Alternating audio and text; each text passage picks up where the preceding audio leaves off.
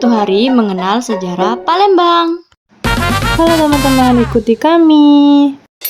Lokasi pertama, kami menuju Lawang Burotan. Lawang Burotan merupakan satu-satunya pintu BKB yang masih asli peninggalan sejarah Kesultanan Sultan Mahmud Badarudin II.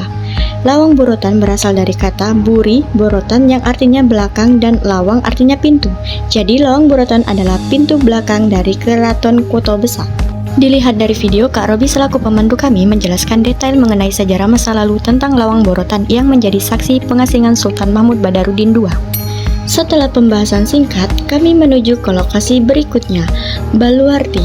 Baluarti adalah bagian menonjol atau menjorok keluar tempat menaruh meriam yang menghadap Sungai Musi.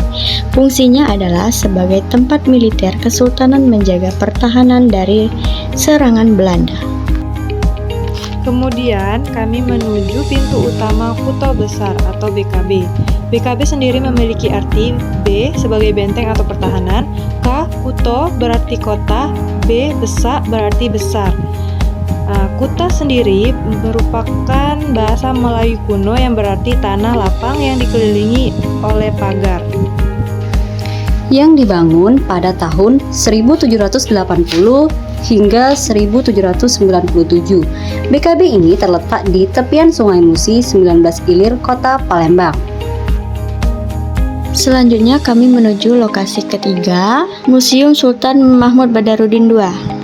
Sebelum menjadi Museum SMB, bangunan ini adalah bangunan Belanda yang ditegakkan di atas reruntuhan Kuto Kecik tahun 1983. Arsitekturnya khas Eropa, campuran khas Melayu, dulunya dijadikan tempat tinggal Gubernur Sumatera bagian selatan, kemudian dijadikan tempat militer, lalu dialihkan menjadi kantor Dinas Kebudayaan, terakhir jadi Museum SMB saat ini.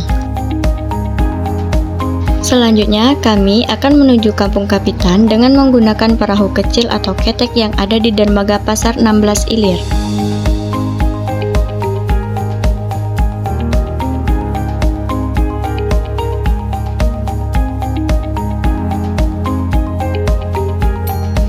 Setelah sampai di Kampung Kapitan, Kak Robi menjelaskan sedikit mengenai sejarah Kampung Kapitan dan sekitarnya. Kampung Kapitan merupakan area perumahan yang berada di tepi Sungai Musi, tepat berseberangan dengan BKB. Selanjutnya kami ke Rumah Kapitan. Rumah Kapitan dibangun dengan penggabungan gaya Cina dan Palembang, dengan atap limas dan ruangannya dengan arsitektur Cina Tionghoa didominasi warna merah. Di salah satu ruang dalam rumah terdapat altar yang masih menyimpan patung-patung dewa, ruang penyambut tamu dan sebagainya, yang sampai sekarang masih dijaga dengan baik. Rumah ini berhubungan dengan Pulau Kembaru. Terdapat legenda kamar yang disediakan untuk Siti Fatimah dengan Tan Bun An.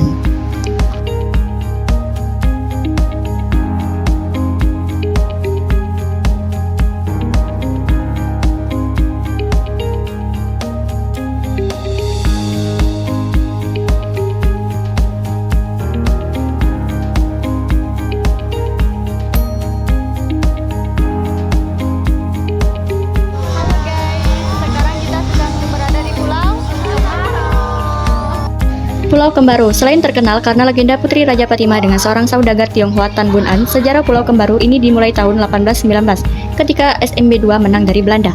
SMB memuat karya sastra puisi untuk merayakan kemenangan yang disebut Sayap Perang Benteng. Dalam Sayap Perang Benteng, salah satu tempat yang disebut oleh SMB di mana tempat yang ada berada benteng Palembang itu adalah Pulau Kembaru.